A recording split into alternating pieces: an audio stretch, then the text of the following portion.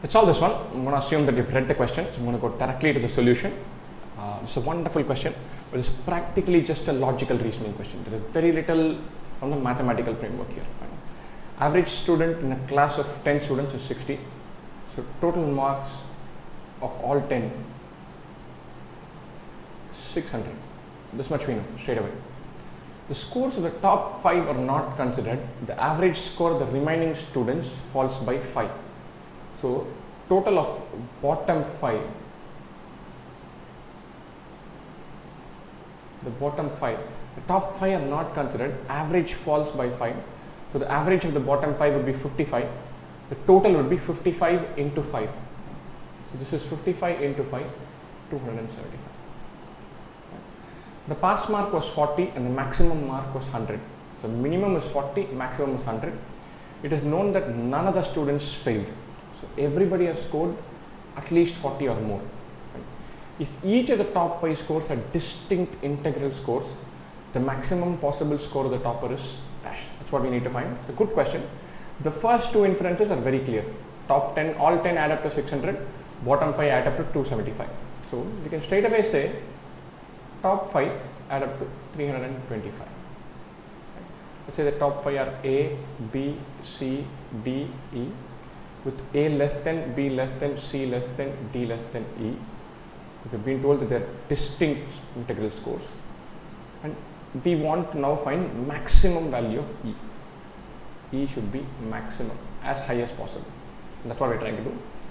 To put simply, if E has to be high, and now I know that A plus B plus C plus D plus E, all 5 put together is 325.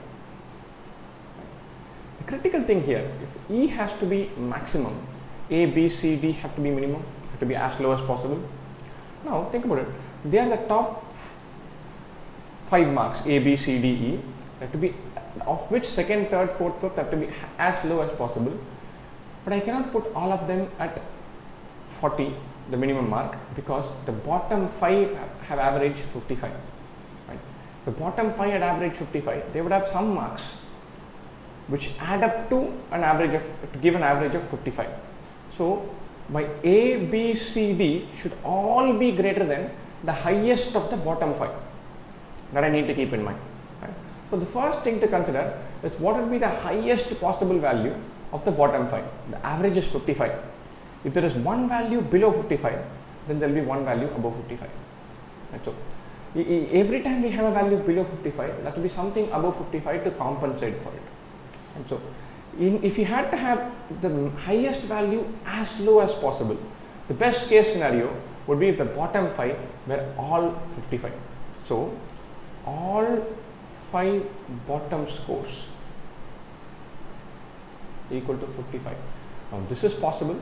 Remember that all of the top 5 scores had to be distinct. They're not telling us that all scores are distinct. Keep that in mind.